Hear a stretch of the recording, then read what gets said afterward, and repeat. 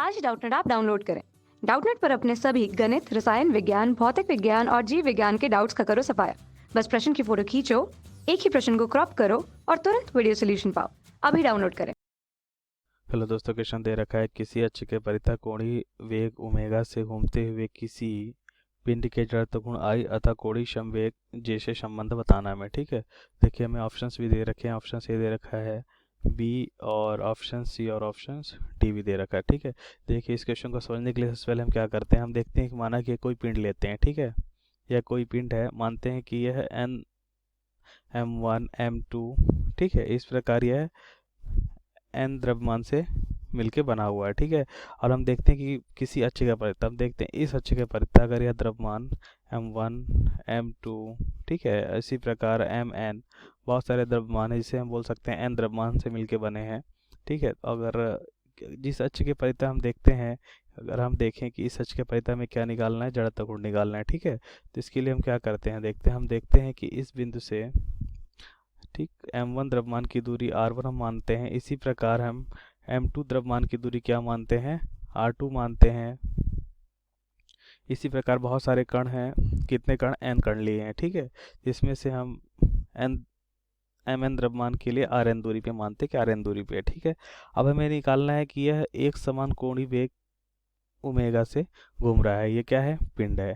ठीक है, अब ये पिंड क्या कर रहा है, एक समान कोणीय वेग ओमेगा से घूम रहा है। ठीक, किस अक्ष का परितः, इस बिंदु या इस अक्ष के परितः घूम रहा है। ठीक है, अच्छा, जब ये घूम रहा होता है तो हम क्या देखते हैं, इसके कण सभी एक समान कोणीय वेग ओमेगा से ही घूम रहे होंगे। ठीक है, तो अच्छा, हम अगर देखें कि कण का रेखीय वेग, तो कण का रेखीय वेग हम जानते क्या होता है, रेखीय वेग होता है, अगर हम बात करें तो रेखीय वेग होता है, रेखीय वेग बराबर होता है ओमेगा इंटू आर।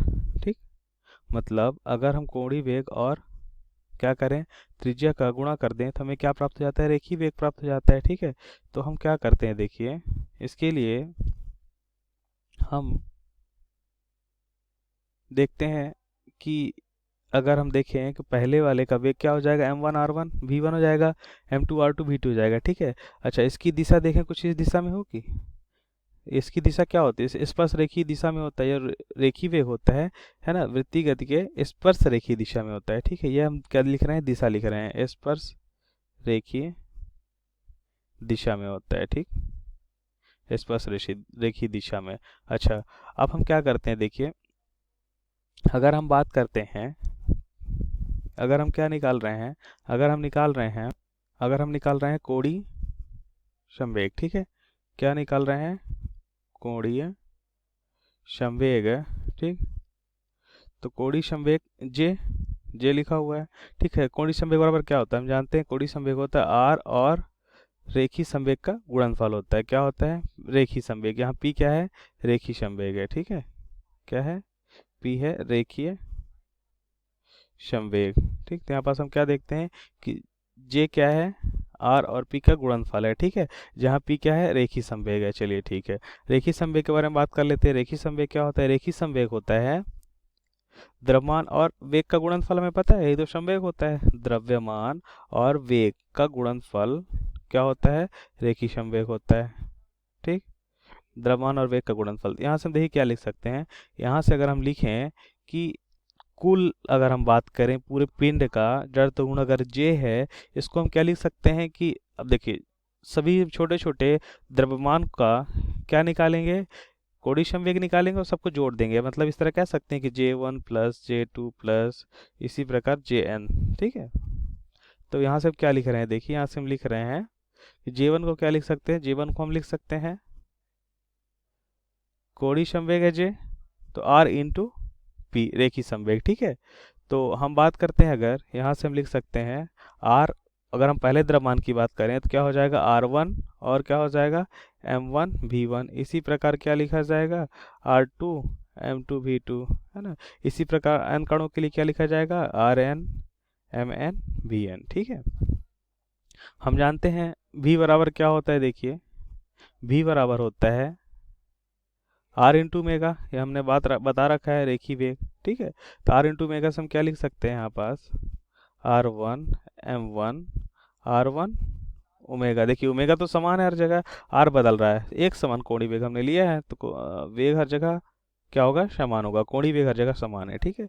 इसी प्रकार R2 M2, फिर V2 क्या लिखेंगे, R2 ओमेगा। इसी प्रकार n कणों के लिए लिख सकते हैं हम, ठीक। तो हम क्या देखते हैं, देखिए हम देखते हैं कि यहाँ से ओमेगा क्या होता है, बाहर आ रहा है, ओमेगा हमने बाहर कर लिया, ठीक है। यहाँ से क्या बच रहा है, R1 का स्क्वायर M1, ठीक है। फिर क्या बच रहा है, R2 का स्क्वायर M2, ठीक है। ये वैल्यू आ रही है। इसी प्रकार हम देखते हैं लास्ट में क्या होता है, लास्ट में आता है Rn का स्क्वायर Mn, ठीक, Mn, ठीक है। अगर हम देखें कि हमें पता है, जड़त्व गुण की बात करते हैं, जड़त्व गुण आई बराबर क्या होता है, यही होता है एम आर स्क्वायर होता है, ठीक है। तो यहाँ पास हम क्या देखें, समेशन ऑफ, अगर हम करें कि सबका कुल योग करें, ठीक, तो क्या कहलाएगा, summation of M1 R1 plus M2 क्या हो जाएगा, R2 का स्क्वायर, ठीक है। इसी प्रकार Mn का स्क्वायर, जहाँ n इक्वस टू 1 से n की ओर, ये किसके बराबर हो जाएगा, कुल i के बराबर हो जाएगा, ठीक है। तो यहाँ से हम क्या लिख सकते हैं, यहाँ से हम लिख सकते हैं, देखिए यहाँ पास एक गलती हमने की, यहाँ पास क्या बाहर होगा, ओमेगा बाहर होगा, ठीक है। देखिए हर जगह से क्या ओमेगा बाहर है, ठीक। तो यहाँ पास क्या लिखा जाएगा, ओमेगा बराबर, ये सब जोड़ने के बाद क्या वैल्यू आएगी, ये सही वैल्यू को जोड़ने के बाद आई आएगी, ठीक है। तो हमने क्या देखा, जे बराबर आई ओमेगा आ रहा है। देखते हैं कौन सा ऑप्शन सही हो रहा है। जड़त्व गुण बराबर क्या हो रहा है, जड़त्व गुण, जड़त्व गुण और कोणीय वेग का गुणनफल क्या कहला रहा है, यही कहलाता है हमारा कोणीय संवेग, ठीक है, जे। तो जे बराबर आई ओमेगा, सही ऑप्शन क्या हो गया, बी इसका सही ऑप्शन हो गया। Thank you. कक्षा 6वीं से 12वीं से लेकर नीट IIT JEE वो एडवांस के लेवल तक 1 करोड़ से ज्यादा छात्रों का भरोसा। आज ही डाउनलोड करें डाउटनेट ऐप या व्हाट्सएप करें अपने सारे डाउट्स 8400 400 400 पर।